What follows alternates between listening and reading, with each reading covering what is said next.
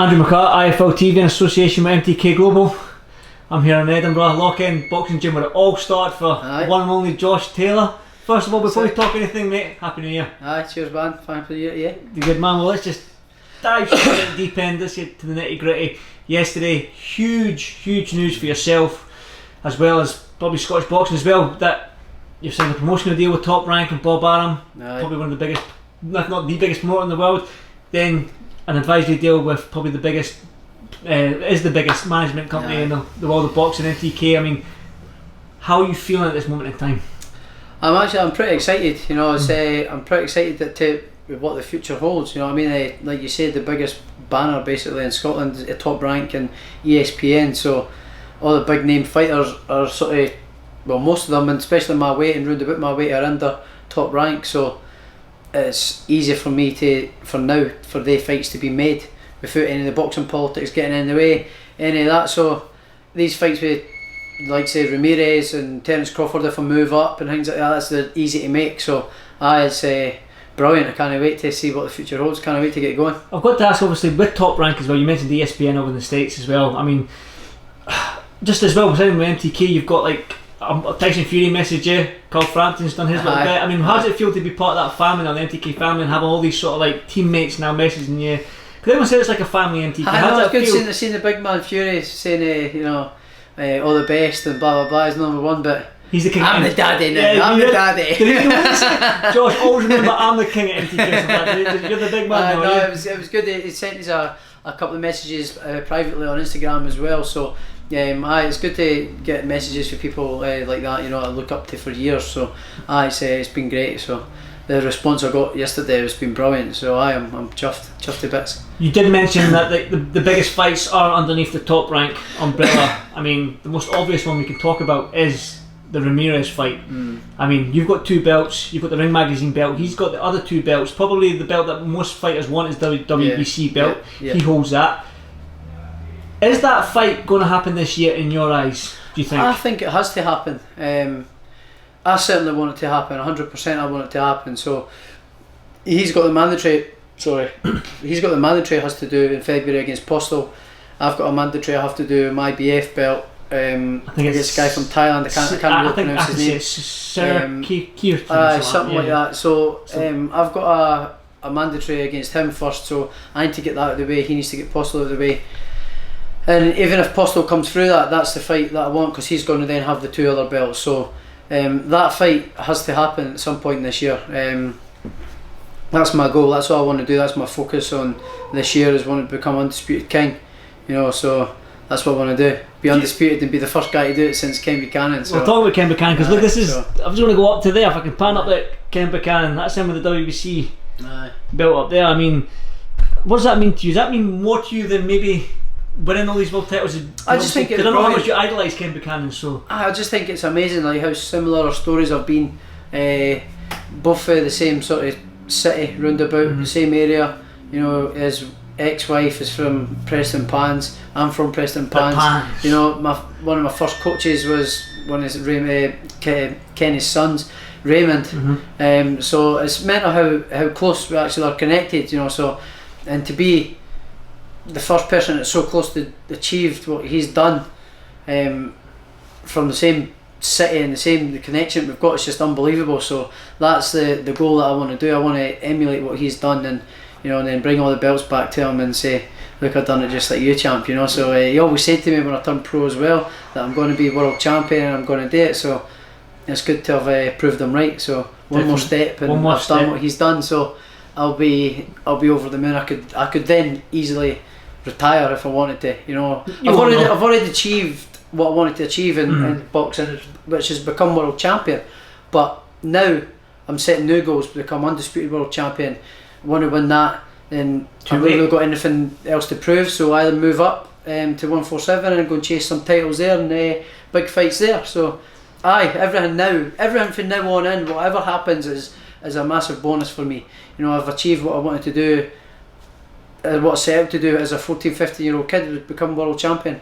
And that's what I've dreamed about for these years. So I've done that now, and now it's about setting new goals. And before this undisputed, you mentioned yourself, you've got this mandatory position. I don't know what's been talked of. Maybe it's all been still fresh with the signing of top rank and NTK and whatnot. But where are you hoping to be out next to fulfil this mandatory duty? Will it be in Scotland? Will it be stateside? Or I'm hoping it'll be in Scotland. I'm hoping it'll have a kind of like a defence in Scotland, before then go stateside and chase the Ramirez fight. I can't see Ramirez coming over here. I can't see that happening. But I'd like to get it here. I'll try and push for it to have it here. But if I have to go to America, then fair play. I'll go to America, see my name up in big bright lights, MGM, in the garden or yeah. MGM. So I'm happy for what's going on. The future's bright, So I can't wait to get going. If you do become undisputed, obviously there's nothing else for you to do at 140. You'll probably vacate the belts, let them all go, let everyone else fight for them. And you said that you will. You set in goals. So the goal was world champion, achieved. Unified world champion, achieved. Yeah. Undisputed world champion, we're almost there. Almost there. And then what's it? Right. 2-weight world champion, is that what? Well, that'll be the next goal. If I win all the belts at 140, then I've nothing left to prove at the weight division. So it'd then be a case of sort of vacating, or maybe have a couple of defences or whatever. But the next goal would be to move up and chase big fights up there. So that's the goal, that's the plan, providing it all goes well. Well, let's hope it all does go well. But the thing is I've watched a few things. I think already your name has been mentioned to Terence Crawford, a future opponent. I think I've seen a couple of the talking heads that they have over in America. Where'd I put my water? Did you have it? Did you got it? I'll get it later. They're already talking. Your name's already mentioned as a future opponent for Terence Crawford. I mean, is that adding pressure to you? Already knowing that before you become undisputed, there's already a name. I've never felt any pressure. I've had all sorts of expectation on my shoulders from going into the Commonwealth Games in 2014, and then obviously turning pro, being expected to do this and do that, and expected to become world champion, and hopes of sort of a full nation on my shoulders. So I don't feel any pressure. I just enjoy it. I really enjoy the big occasion. I enjoy the big nights. Enjoy the fight night. Enjoy all the press. I enjoy it. I love it. It's my dream job. I'm doing what I love for a living. So I'm not feeling any pressure. I'm just loving the ride and enjoying the ride of it. It's my career, So I'm just enjoying every minute of it. Really. So you can see you've got a smile on your face, and it's good to see. I just want to go back to October last year against Regis Prograis. That's probably one of the toughest fights you've probably been in. I mean, it was grueling. Your eye swelled up to the size of an apple. I mean, looking back in that fight, obviously you thought you won the fight at the moment. Now Regis has said that he thought he won the fight. He knew he was beat. He knew he was beat. Don't get us wrong. It was a close fight. It was a really close fight. But he knew the better man won on the night, and that was definitely me. So I expected him to start saying that after a couple of weeks or months down the line. I knew he would start saying like he thought he won, but he knew he was beat. He knew he was beat. The thing as well is that he's mentioned 147. I mean, the fight has been already talked about as potentially one of the fight of the year. Some publications and people have named it the fight of the year. I mean, as a fan, as me watching it, I would like to see that fight again. It was a great fight. Of course I would love to fight him again. It was a great fight. I enjoyed every second of it. I reckon it'd have been even wider scorecards if my eye hadn't closed up. Like clash of heads all night, every night, just accidentally, obviously. But it wasn't doing it intentionally. But clash of heads all night, and that's what closed the eye up. And if that hadn't closed up, I reckon I'd have finished even stronger. I'd have finished strong because I was coming on strong 9-10, then I couldn't see 11-12. I sort of just had to readjust. The 11th I thought was shared. I gave him the 12th, but if that I hadn't closed up, it was grotesque. It would have been different, a different outcome, I think. But having said that, shoulda, woulda, coulda. It was a great fight. I enjoyed every minute of it. Hats off to him because he gave me a great fight and he left it all in there as well. So, and watching it back, I've watched it back a few times. It's a great fight to watch. So yeah, of course I would love to do it again at some point. He needs to get himself back in title contention, have another fight, and then get back in the mix again. So if he comes back and is successful, then why not? So, but I've got bigger things in my mind. I've been there, done that, world t-shirt. So it's on to the next thing. It's on to Ramirez. Hopefully get that fight. Are we overlooking Postal? Are we overlooking Postal? You see the ring with Postal. I mean, I think I expect Ramirez to come through it. I think Postal is definitely on the slide now. I fought him 18 months ago. Now he's fought once, maybe twice since then. not really active anymore. You know, he's went. I think he's went back to Freddie Roach for this camp. So you never know. You never know. He is tricky. He is quite awkward. He's got good timing. But I do expect Ramirez to come through that. But you know, I'm all pal with Postel. You know, you never know, the wiry old dog. So you can never write him off. But I expect Ramirez to come through it just with youth and hunger. And he's in his prime of his career and that now, so I expect him to come through that. But whoever wins that fight, that's who I want to fight, because he's going to have the 2 belts. But I expect Ramirez to come through it. Thing is, as well, is that the WBO mandate for Ramirez is Jack Carter. I think Jack's been waiting on the wings for so long now as well. Was that going to be a stumbling block, do you think, maybe going forward for this unification fight, or do you think maybe? Oh, listen, I don't know. Just whatever happens, you know, we're both under the same banner now. You know, I'm an advisory with MTK now as well. So just see what happens. But I would like to I'd like to think I've got more pulling power because I'm the other champion to get that fight at the 2 other belts. But having said that, Jack's been mandatory for a while, so you never know. But I'd like to think that I like to have the say that you can probably promise Jack if I win, they're all getting vacated anyway. So you aye. So listen, it is what it is. But I'd like to think I've got the more pulling power in that one to see if I'm getting the crack at it next. But we just need to wait and see what happens. Go back into the 147 division. I mean, other than the heavyweight division, the welterweight division, and the money division, because of obviously Mayweather, you've got Errol Spence, Keith Thurman, Manny Pacquiao. I mean, I remember years and years and years ago, your idol was Manny Pacquiao. I mean, still is. It still is. Exactly. So who knows? He's got a WBA title in that division. You step up, you could be fighting your idol. I mean, Manny Pacquiao would be crazy.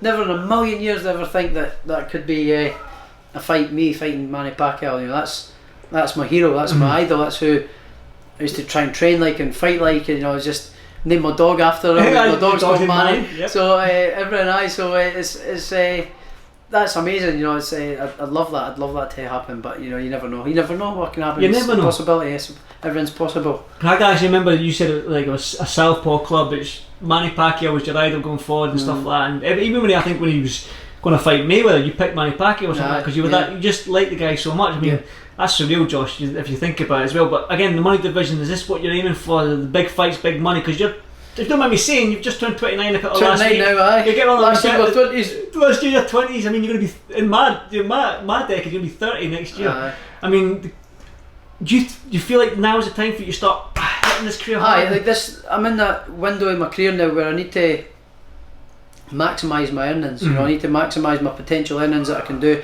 I mean, I must be the only world champion, or the only champion is some sort in the whole world in boxing that's not got any sponsorship deals or any endorsement deals.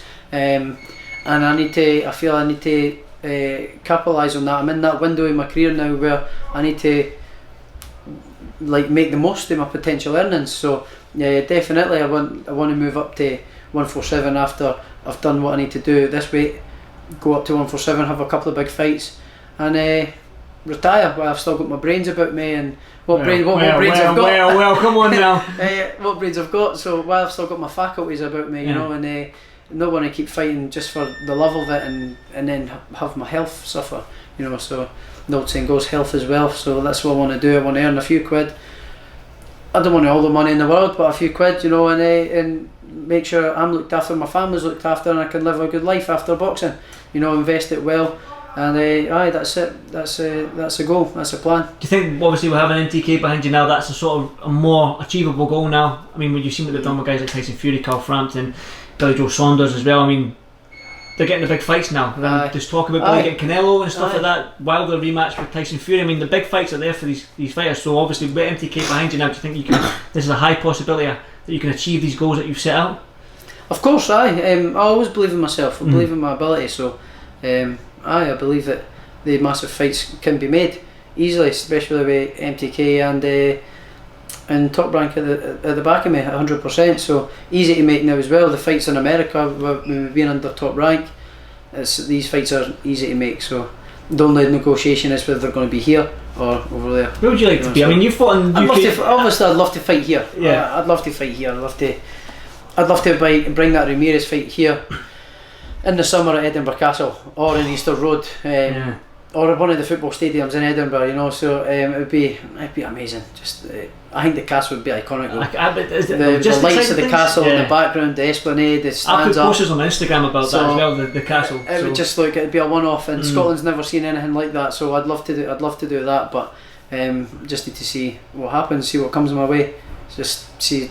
Cross that bridge when we come to it. Exactly. Well, with Scottish boxing as well, we had Cash Lee McGregor. We've got some really top talent coming underneath you now. Do you know what I mean? So again, the undercards are there for you. MTK fighters in Scotland as well. Kieran Smith, he's flying at the moment as well. Kieran Smith, Joe Ham. You know, you've got Lee, Cash. You know, you've got loads of guys coming through. You know, so it's great. It's great that that Scottish boxing is in a healthy place now. There's more boxing gyms going on, opening up, and there's more numbers coming through now, so it's good, it's really good. Boxing in Scotland's in a healthy place now.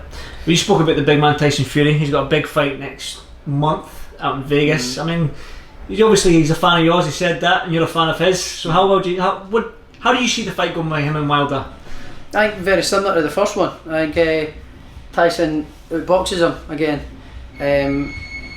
Hopefully it does, hopefully they two knockdowns were a major factor in the fight. But if he stays on his feet, he wins that fight, no problem. I think he'll outbox him and outmaneuver him, and if he can stay on his feet and not get caught with that right hand, then it's his fight to lose, I think. So I thought he won the first one, and he can definitely do it again the second one if he stays on his feet, and that's his fight to lose. If he wins, he's back being the daddy.